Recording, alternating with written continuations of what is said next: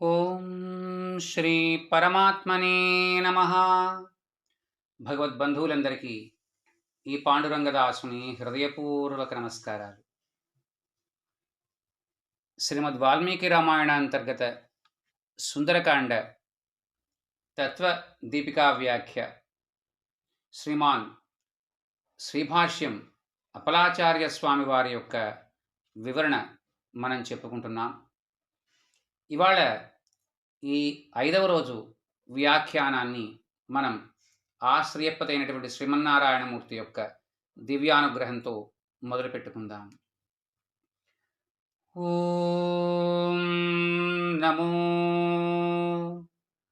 నారాయణాయ. ఓం నమో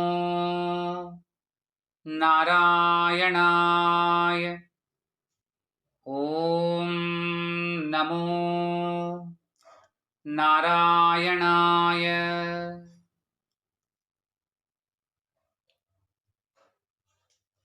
మానవ జీవితం రామాయణమే అని, జీవితానికి ఒడిదుడుకులు లేకుండా సాగించడం మాత్రం కష్టం.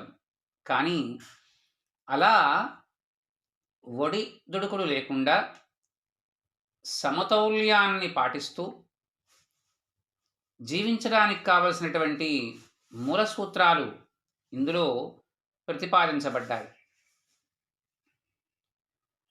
ఇంకా మానవ జీవితానికి ఆవశ్యకమైనటువంటి విషయానుభవం, ధనము, ఈ రెండూ కూడా ఆవశ్యకమే. కానీ వాని యొక్క భోగాన్ని మాత్రమే ప్రధానంగా భావించి జీవిస్తే మానవుడికి పశువుకు తేడా లేదు. అంగో ఇక్కడ ఆహారము, భయము, నిద్ర, మైథునం ఇవి సమస్త ప్రాణికోటికి కూడా ఒకటే అని పెద్దలు చెప్తారు. కానీ ఇక్కడ మనం ఎక్కడ విడిపడ్డాము అంటే బుద్ధి, వాక్కు అంటే ఆలోచన జ్ఞానము, ఆ ఆలోచనని తిరిగి మాటల రూపంలో చెప్పగలిగేటువంటి ప్రజ్ఞ, ఈ రెండూ మాత్రం మానవుడికి వరాలుగా ఉన్నాయి. ఇందులో ఈశావాస్య ఉపనిషత్తులో మనకి మొదటి మంత్రం చెప్పేటువంటి విషయాన్ని ఈ రామాయణం మనకు తెలియజేస్తూ ఉంటుంది. అదేంటయ్యా అంటే ఈశావాస్యం ఇదగుం సర్వం యత్కించిత్ జగత్యాం జగత్ తేన త్యక్తేన భుంజీథా నగ్రధా కశ్యస్విద్ధనం అని. అంటే ఇక్కడ ఈ ప్రపంచమంతా కూడా ఆ శ్రేయపదైనటువంటి శ్రీమన్నారాయణమూర్తి చేత వ్యాపించబడి ఉన్నదే. వ్యాపకత్వాత్ విష్ణు అని కదా మనకు చెప్తాయి ఉపనిషత్తులు. మరి వ్యాపించి ఉన్నటువంటి ఆయనదే అన్నప్పుడు ఈ సర్వము కూడా ఆయనదే కదా. మరి అలాంటి సర్వంలో నీకు ఏదైతే ఇవ్వబడిందో దానిని స్వీకరించు, అంటే నీ పరిమితికి తగ్గట్లుగా. మరి మిగిలిన వారు 84 లక్షల జీవరాశులలో నీవు ఒకరివి. మరి మిగతాదో వాటి వాటి యొక్క స్థితిగతుల్లో అవి అవి అనుభవించడానికి తగినట్లుగా వాటికి వదిలిపెట్టు. అంటే త్యాగబుద్ధి చాలా గొప్పది అని చెప్తారు. ఇలాంటి త్యాగం లేకుండా అంతా నాకే అనేటువంటి తత్వం ఇది పాశవికత. అంటే నేను నాది, మేము మాది అనేటువంటి సిద్ధాంతం. అంగో త్యాగంతో కలిసినటువంటి భోగాన్ని మాత్రమే అనుభవించాలని, కేవల భోగం మానవుడికి తగదు అని రామచంద్రమూర్తి తన యొక్క జీవితంలో ఉపదేశం చేశారు. మానవ జీవితంలో సాధింపవలసినటువంటి పురుషార్థాలు ఉన్నాయి. ధర్మము, అర్థము, కామము, ఈ మూడు కూడా సాధించతగినటువంటి పురుషార్థాలు. దీనిలో గొప్పదేది ఈ మూడింట్లో అంటే ధర్మం. కానీ విచిత్రం ఏంటంటే ఆ తర్వాతవి రెండే మనకి చాలా ఇష్టమవుతూ ఉంటాయి. అంటే అర్థము, కామము. ధర్మంతో సంబంధం లేనటువంటి అర్ధకామాలు మనకు అనర్థహేతువులు. అందుచేత ధర్మబద్ధంగా అర్థాన్ని, ఆ ధర్మబద్ధమైనటువంటి అర్థాన్ని కామంతో ఉపయోగించుకోవాలి అని రామచంద్రమూర్తే తన యొక్క నడవడికతో మనకు ఉపదేశం చేశారు. దీన్ని కొంచెం వివరంగా తెలుసుకోవడానికి ప్రయత్నం చేద్దాం. రామచంద్రమూర్తికి రేపటి రోజు ఉదయం సూర్యోదయాత్ నీకు యవ్వరాజ్య పట్టాభిషేకం చేస్తామయ్యా అని దశరథుల వారు సభలో ప్రకటించారు. తర్వాత కైకేయీదేవికి ఆ సంగతి తెలిసింది. అప్పుడు ఆమె ఆ దశరథుల వారిని తనకు ఇవ్వవలసినటువంటి 2 వరాలని కూడా ఇవ్వండి అని అడిగారు. సత్యానికి కట్టుబడి ఆ దశరథుల వారు కోరుకోమన్నారు. అప్పుడు ఆ కైక వరాలు కోరుకుంది. ఫలితం రామచంద్రమూర్తి వారు వనవాసానికి వెళ్ళవలసి వచ్చింది. ఇక్కడ రామచంద్రమూర్తి ముందు రోజు సాయంత్రం నీకు పట్టాభిషేకం అని చెప్పినటువంటి అదే తండ్రి ఆ రోజు రాత్రి 3వ యామంలో నీవు రేపు ఉదయం సూర్యోదయాత్ నీవు 14 సంవత్సరాలు వనవాసానికి వెళ్ళాలి అని చెప్పిన రామచంద్రమూర్తి అలాగే నాన్నగారు అని వెళ్ళారే తప్ప పల్లెత్తు మాట అనలేదు. ఇది రామచంద్రమూర్తి చూపించినటువంటి గొప్పతనం. ఇంకా లక్ష్మణస్వామియో రామచంద్రమూర్తి మీద ఉండేటువంటి గురుభక్తితో తమ యొక్క తండ్రి గారిని తీవ్రంగా విమర్శించాడు. ఆయన నాన్నగారికి వృద్ధాప్యం వచ్చింది అన్నయ్య, ఈ వృద్ధాప్యం వల్ల ఆయన ఏం మాట్లాడుతున్నారో అర్థం కావటం లేదు, అందువల్ల ఇలాంటి వారు రాజుగా ఉండతగరు, అందువల్ల నీవు ఆయన్ని బంధించి రాజ్యాన్ని స్వాధీనం చేసుకో అన్నారు. అప్పుడు రామచంద్రమూర్తి ఏం మాట్లాడారు? సత్యవాక్యాన్ని పాలించడం ఇది పుత్రధర్మం. రాజు, తండ్రి, గురువు, వృద్ధుడు అయినటువంటి ఆ దశరథుల వారి యొక్క మాట వినడం ఇది కర్తవ్యం నాయన అన్నారు. అప్పుడు చూడండి, ఇందాక మనం చెప్పుకున్నాం కదా, ధర్మ అర్థ కామాలకు దానిలో ధర్మమే గొప్పది అని కదా. ఇప్పుడు అదే మాట అయోధ్యాకాండలో మనం రామచంద్రమూర్తి వారి యొక్క ముఖతః వచ్చినటువంటి మాటలే విందాం.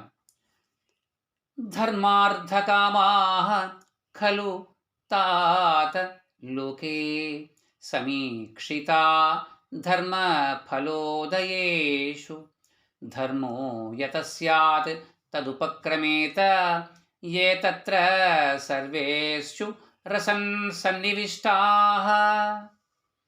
ధర్మార్థకామాలు 3 కూడా ధర్మబద్ధంగా ఆచరించిన నాడు ధర్మఫలాన్నే ఇస్తాయి.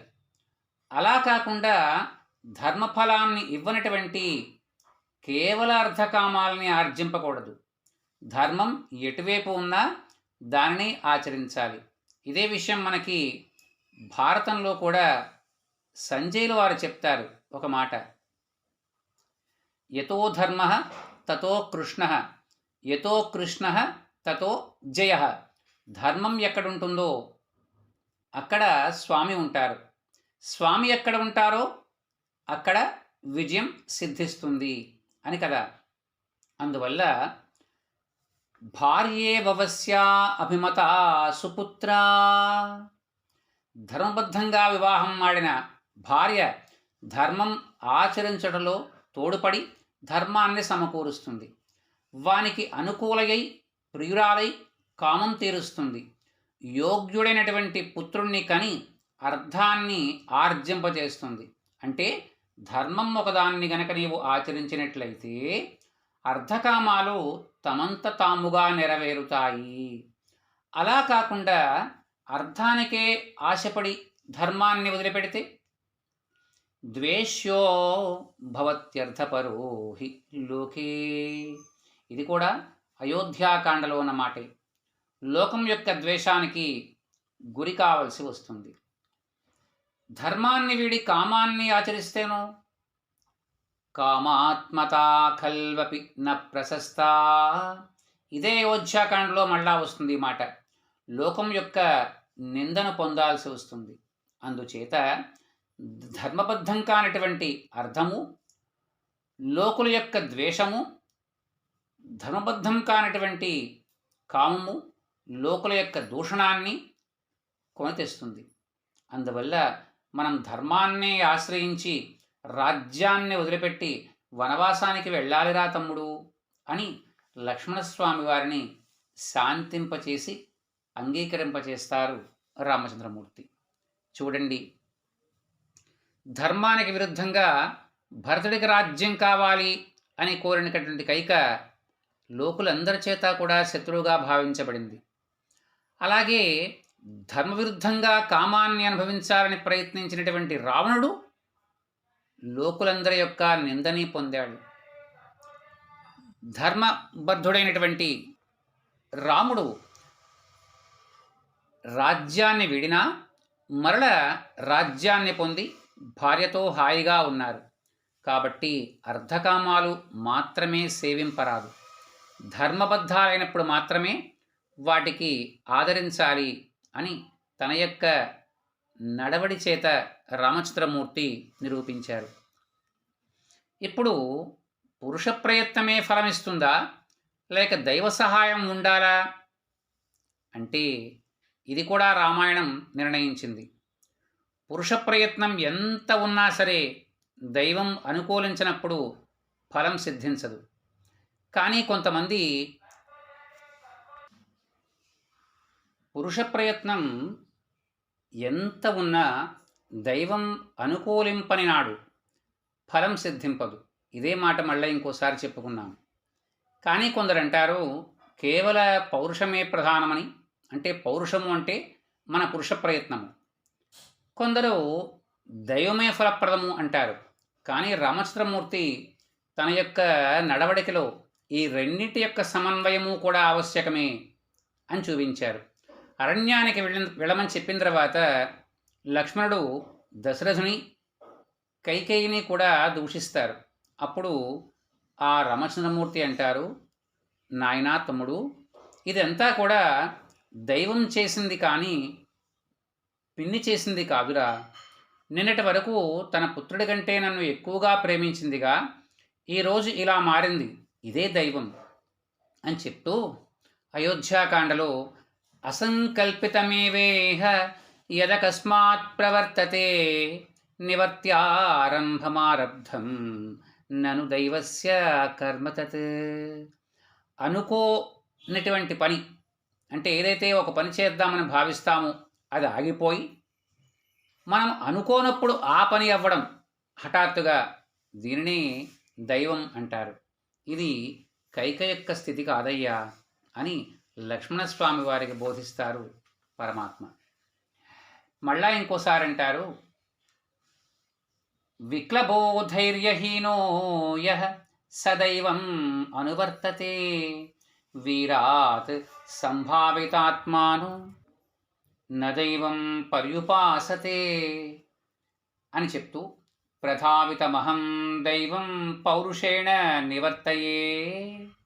చేతకానివాడు పిరికివాడు దైవాన్ని అనుసరించి ఉంటాడు, కానీ వీరులమైనటువంటి మనం కాదు, నేను ఆ దైవాన్ని పరాక్రమంతో నివర్తింపజేస్తాను అని ఆవేశపడతారు లక్ష్మణస్వామి.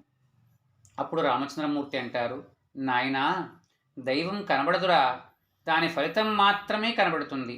లాభం నష్టం జయం అపజయం ఇలాంటి ఫలాలచే దాని వెనుక దైవం కారణంగా ఉంది అన్న సంగతి తెలుసుకో. అలా పట్టుబడినటువంటి కనబడినటువంటి దైవంతో నువ్వేం యుద్ధం చేస్తావురా, విరమింపు.